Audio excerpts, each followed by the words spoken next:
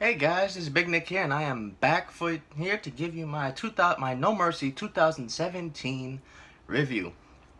Just some notes off the top. No Mercy this year is actually a really good pay-per-view, like last year's No Mercy, which was good. Pretty much everything was consistent from opening to the show to the third hour. For the third hour, the last two matches were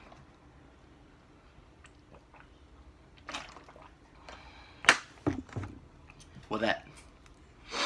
So yeah, I'm just gonna begin it right now. And first off, we're gonna start off with the kickoff match, and that is Elias Samson versus Apollo Crews.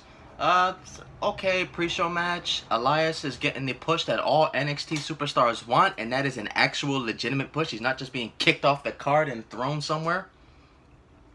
So that's a good thing there. Sorry, I'm being rude as hell, but I'm hungry. So yeah, it's just an okay match. Elias, I said, is getting the push that all NXT stars want. At least he's being featured, and it looks like he could end up in a title shot or something. He has the heat, because Elias' gimmick was really never liked in NXT. He used to always get booed. Still gets booed now. Casual fans are starting to hate him. But only time will tell, because we know how Meek Mahan is. The crazy son of a... Next up we have is the first match of the main card, and that is the Intercontinental Championship. Miz defending against Jason Jordan. Solid opening match.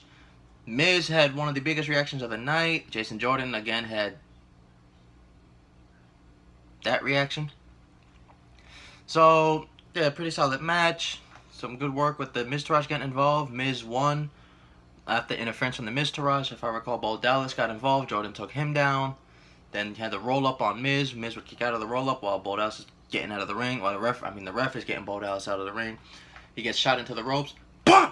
Shot from Axel. Skull Crusher finale. Miz retains the Intercontinental Championship.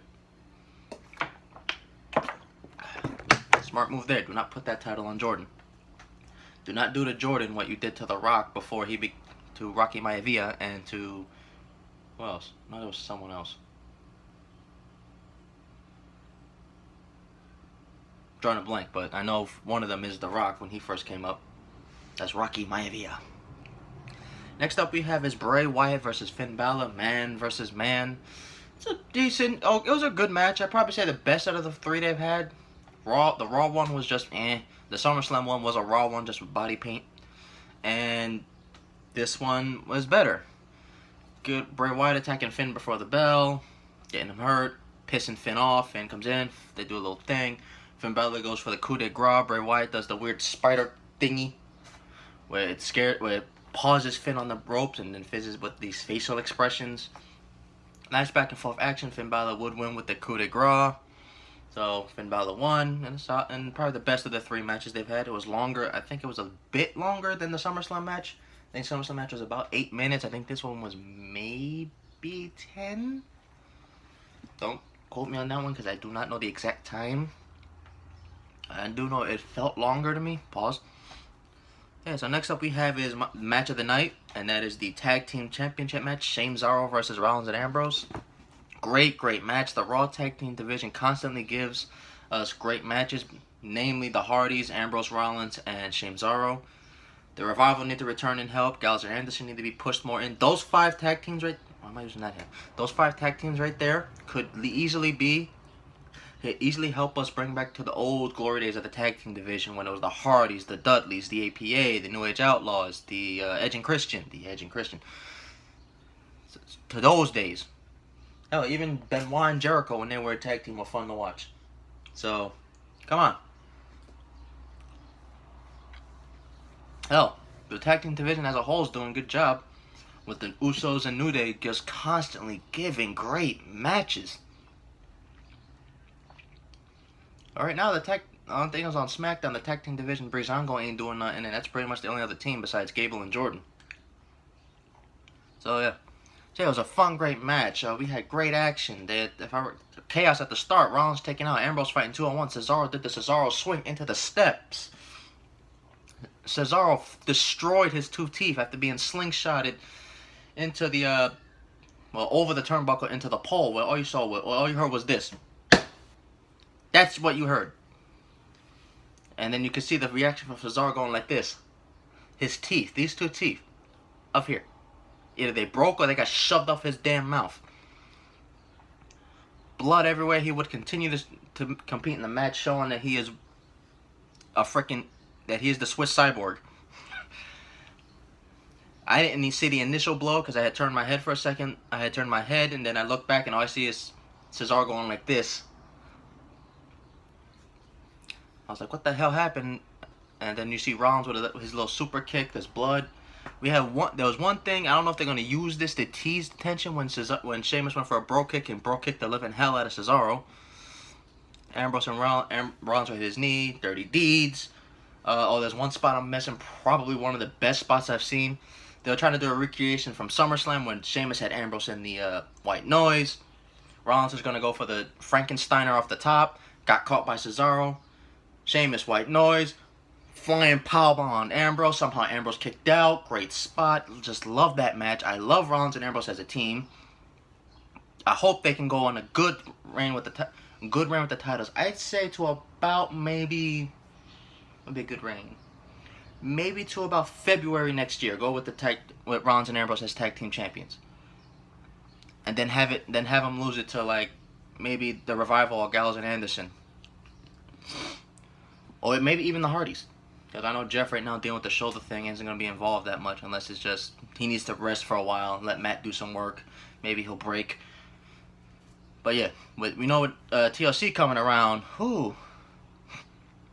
Because you know the next Raw pay-per-view is going to be Survivor Series, so really haven't heard that much. But I have a feeling they're going to do this kind of the same thing they did last year with the tag teams versus the tag teams, women versus women, and Team SmackDown versus Team Raw. Last year, Raw won, so I mean, not Raw. Well, technically, Raw did win. Raw had won the tag team and women's, but SmackDown won the main event one. So, who knows? I did like that what they did last year. The male one was definitely one of my favorite matches. Probably my favorite Survivor Series traditional tag team match I've ever seen. But yeah, enough of that. But yeah, hopefully, Rollins and Ambrose retained. They're still Raw tag team champs. No new champions on this night. So, well, actually, there was one. My bad for the false info, but yeah, let's just get back into it. Next up we have is the Fatal 5-Way for the Raw Women's Championship. Bayley, Nia, Alexa, Emma, and Sasha. This one was surprisingly a good one. I expected it just to be a cluster destruction and just a bunch of people going, But actually it was a lot better. Good work there. Nia Nia, how are you okay after being dropped on the floor? And it wasn't back first, it was up in this shoulder area region. Nia actually looked impressive. They had to dominate for most of the match, but Alexa Bliss would hit the DDT on Bayley and win. So Alexa retains, not surprising there. Then we have is the dream match: Roman Reigns versus John Cena. Cena's getting his entrance come out. Cena gets his traditional John Cena sucks. Roman Reigns gets his traditional screw you boos, pretty much. During the match, Cena looks like he's playing at the beginning of the match because Roman's getting booed, and Cena when he's coming out to his entrance, and Cena's just laughing like. Then we got his during the match, the crowd is chanting "You both suck," which I thought was funny. And then they were chanting "delete," delete. Cena just left the damn ring. Like, you can tell Cena was having a ball with it for the beginning of the match, because I think he knew. Because he knows, and we all know this is going to be his last match for a while. That's some good action. I mean, my one complaint with the match was that they had Roman Reigns kick out of 4 FUs. 4. Cena, one of my favorite moments of the thing was when John Cena did the 5-knuckle shuffle and went for the "You Can't See Me." The entire arena said it. "You can't see me." You want John Cena to somehow be over? Put him against Roman Reigns. Cena felt like the legitimate face in the match. He felt like the face. So, I guess I don't know what. Only time will tell what they do with this. Close. There's a rumor of a Shield reunion going around, but yeah, that was my one really complaint was the fade. It was a good match, great match.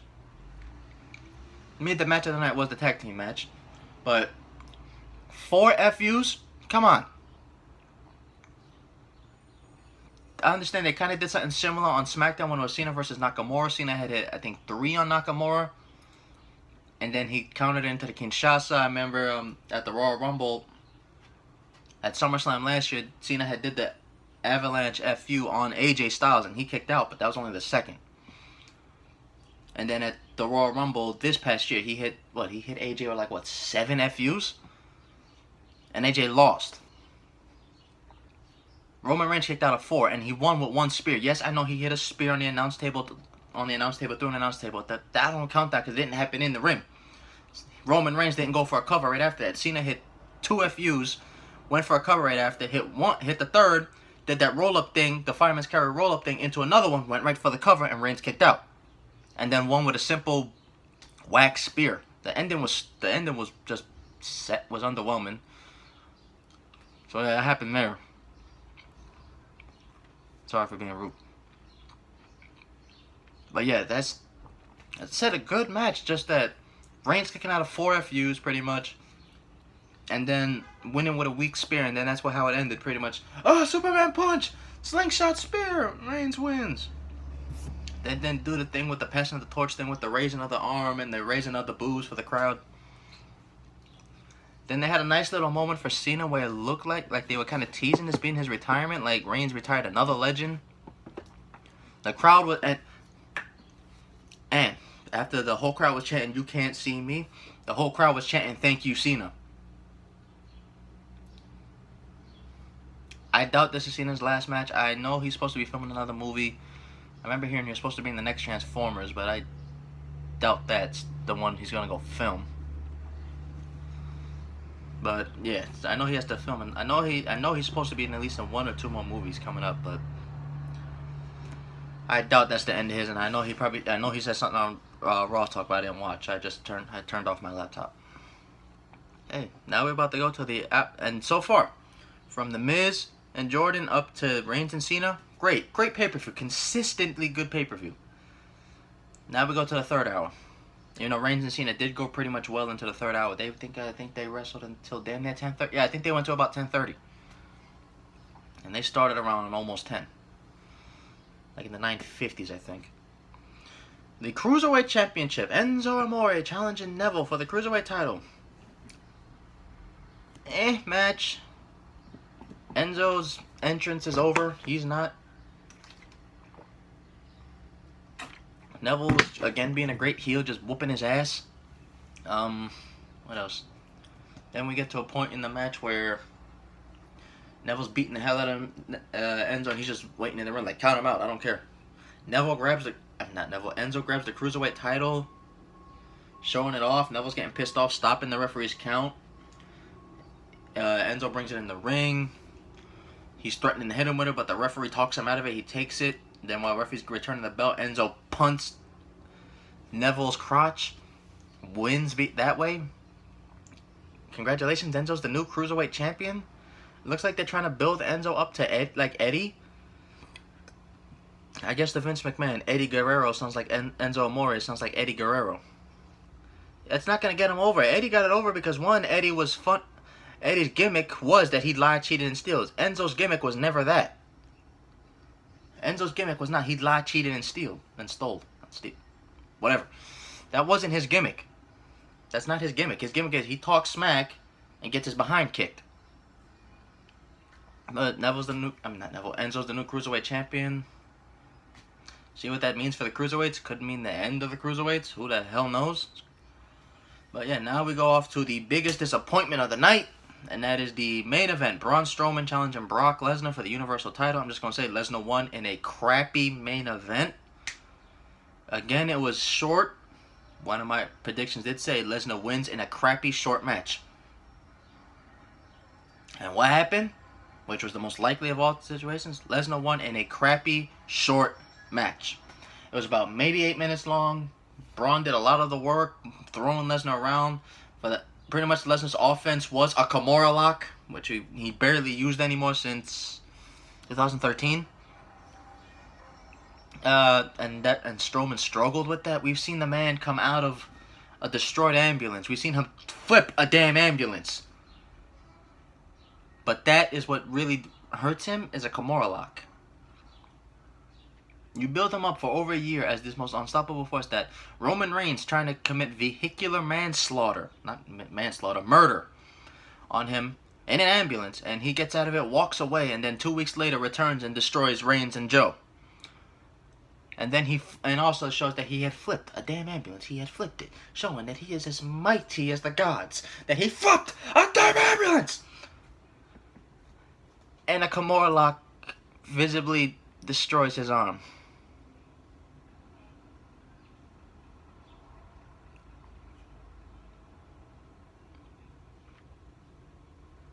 Grade A storytelling.